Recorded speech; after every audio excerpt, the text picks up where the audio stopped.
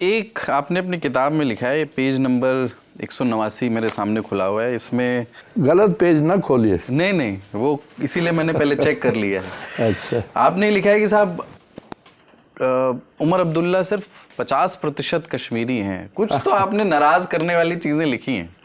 अब जैसे आप अब मैं सच लिखूं या खुश करने वाली लिखूं? आपने लिखा कि वो Umar presents a picture of contrasts, 100% Indian but only 50% Kashmiri and 50% still the head boy of Sanavar. हाँ। On the other hand, Farooq is 100% Indian and more than 100% Kashmiri. इसको थोड़ा समझाइए। सिर्फ इसलिए कि उमर साहब कश्मीर में उन्होंने पढ़ाई नहीं की, वो बाहर से पढ़ के आए? पढ़ाई की बात नहीं। बहुत सारे कश्मीरी कहते हैं इसको। जब 2008 में भी उमर साहब चीफ मिनिस्टर बने ना, कई कहते थे कि ये ट्वीट सीएम है, फ़ोन पे ज़्यादा रहता है, और कुछ कहते थे ये तो अंग्रेज़ है, इसको कश्मीरी भी नहीं बोलनी आती। तो ऐसी बातें थी, लेकिन अब तो मैं समझता हूँ कि काफ़ी हद तक अब इनको कश्मीरी अब बनना ही पड़ेगा।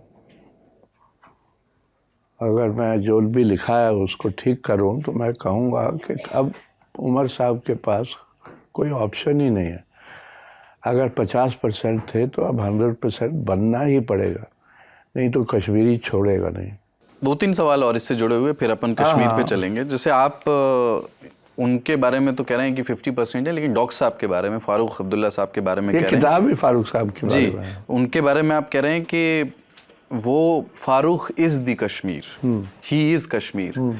तो आप लिख रहे हैं कि इंडिया अलायंस में जो करंटली मेस चल रहा है, जी। Farooq is a great candidate to be its leader. उसको लीड करने के लिए फारूक अच्छे लीडर हैं। इसको थोड़ा इस लिहाज से समझाएं, ऐसी कौन सी लीडरशिप कैपेबिलिटीज, क्वालिटीज उनकी हैं? क्योंकि 2 सांसदों की पार्टी है मेरा ख्याल है अभी, नेशनल कॉन्फ्रेंस, और उसको इंडिया अलायंस लीड करने के लिए जिसमें उनसे बड़ी संख्या वाली बहुत सारी पार्टी। जी। मैं इसलिए ये कहा या लिखा क्योंकि मैं समझता हूँ कि हिंदुस्तान में फारूक साहब एक, मैं समझता हूँ, सबसे बड़े लीडर हैं।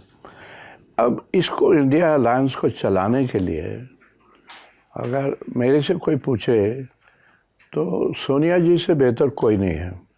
क्योंकि मैंने नेताओं के बारे में बहुत कुछ सुना, सोनिया के बारे में कोई बुरी बात नहीं, कभी भी नहीं सुनी है मैंने। सब उनकी तारीफ़ ही करते हैं और उनके लिए रिस्पेक्ट भी है बहुत सारा। अब अगर सोनिया जी पीछे हट गई हैं पॉलिटिक्स से थोड़ा सा, तो और तो मुझे ध्यान में कोई आता नहीं है। शरद पवार है, पर मैं समझता हूँ फारूक साहब उससे बड़े लीडर हैं शरद से। तो इसलिए किसी को अगर लीड करना है, पर फारूक साहब बार बार कह चुके हैं कि इंडिया अलायंस इज अलाइव और इसको कांग्रेस ही चलाएगी।